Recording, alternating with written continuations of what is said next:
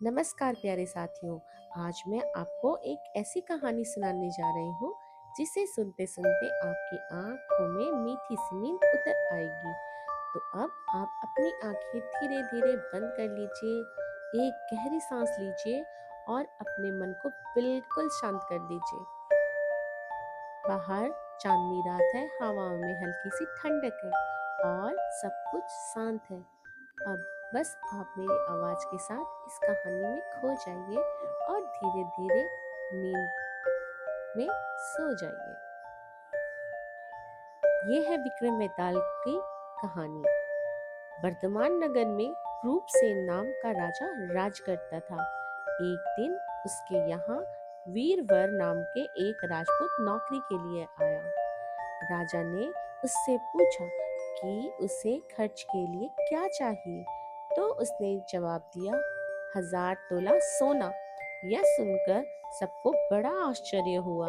राजा ने पूछा, तुम्हारे साथ कौन कौन है? उसने जवाब दिया, मेरी स्त्री, बेटा और बेटी। राजा को और भी अचंभा हुआ।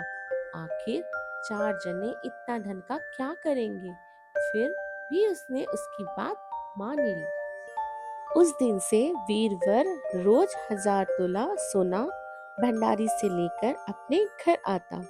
उसमें से आधा ब्राह्मणों में बांट देता, बाकी के 2 हिस्से करके एक मेहमानों को, एक वैरागियों को और सन्यासियों को देता। दूसरे से भोजन बनाकर पहले गरीब को खिलाता, उसके बाद जो बचता उसे स्त्री बच्चों को खिलाता और फिर आप खाता। काम यह था कि शाम होते ही ढाल तलवार लेकर राजा के पलंग की चौकीदारी करता। राजा को जब कभी रात को जरूरत होती तो हाजिर रहता। एक आधी रात के समय राजा को मरघट की ओर से किसी की रोने की आवाज आई। उसने वीरवर को पुकारा तो वह वहां आ गया।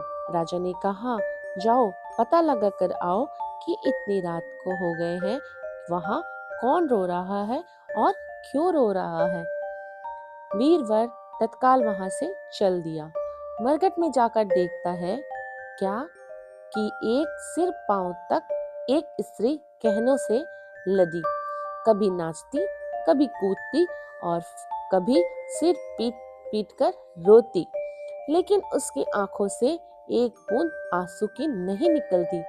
वीरवर ने पूछा, तुम कौन हो, क्यों रोती हो? उसने कहा, मैं राजलक्ष्मी हूँ।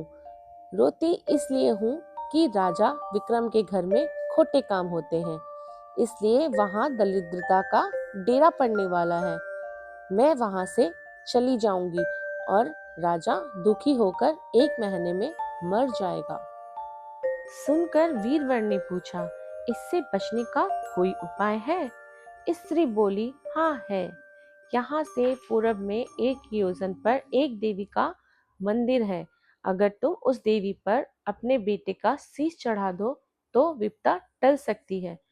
फिर राजा 100 बरस तक बेखटके राज करेगा।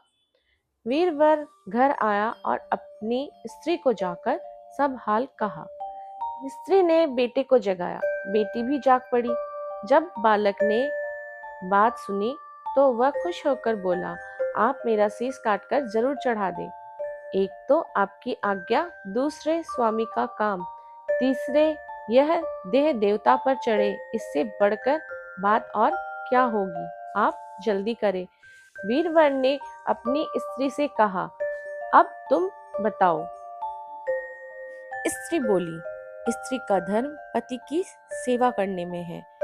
निदान 4 जने देवी के मंदिर में पहुंचे। वीरवर ने हाथ जोड़कर कहा, हे देवी, मैं अपने बेटे की बलि देता हूँ। मेरे राजा की 100 बरस की उम्र हो। इतना कहकर इतने जोर से घंटा मारा कि लड़के का सिर धड़ से अलग हो गया। भाई का यह हालत देखकर बहन ने भी खांडे से अपना सिर अलग कर दिया। बेटा बेटी चले गए तो दुखी माँ ने भी यही रास्ता पकड़ा और अपनी गर्दन काट दी। वीरवर ने सोचा कि घर में कोई नहीं रहा तो मैं जीकर क्या करूंगा। उसने भी अपना सिर काट डाला। राजा को यह मालूम हुआ तो वहां गया। उसने बड़ा दुख हुआ कि उसके लिए 4 प्राणियों ने जान दे दी। वह सोचने लगा कि ऐसा राज करने से धिक्कार है। यह सोचकर उसने तलवार उठा ली और जैसे ही अपना सिर काटने को हुआ कि देवी प्रकट होकर उसका हाथ पकड़ ली। बोली, राजन, मैं तेरे साहस से प्रसन्न हूँ। तू जो वर मांगेगा सो दूंगी। राजा ने कहा, देवी तुम प्रसन्न हो तो इन चारों को जिला दो। देवी ने अमृत छिड़ककर चारों को फिर से जिला दिया। इतना कहकर बेताल बोला, राजा बताओ सबसे ज्यादा पुण्य किसको हुआ? राजा बोला, राजा को। बेताल ने पूछा, क्यों? राजा ने कहा, इसलिए कि स्वामी के लिए चाकर का प्राण देना धर्म है, लेकिन चाकर के लिए राजा का राजपाट छोड़कर जान को तिनके के समान समझने को तैयार हो जाना बहुत बड़ी बात है। यह सुनकर बेताल गायब हो गया और पेड़ से जा लटका। बेचारा राजा दौड़ा दौड़ा वहां पहुंचा और फिर से पकड़ कर लाया तो बेताल ने फिर से एक कहानी शुरू कर दी। कहानी खत्म हो चुकी है। अब सब कुछ बिल्कुल शांत है। आप पूरी तरह से आराम में हैं। आपकी सांसें गहरी और धीमी हो चुकी है। अपनी आंखें बंद कीजिए और मन को बस सुखद एहसास दीजिए। तो अब चैन की नींद में खो जाइए मीठे सपनों के साथ। शुभ रात्रि।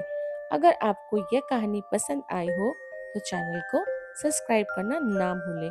फिर मिलेंगे एक नई और प्यारी सी कहानी के साथ। तब तक के लिए गुड नाइट।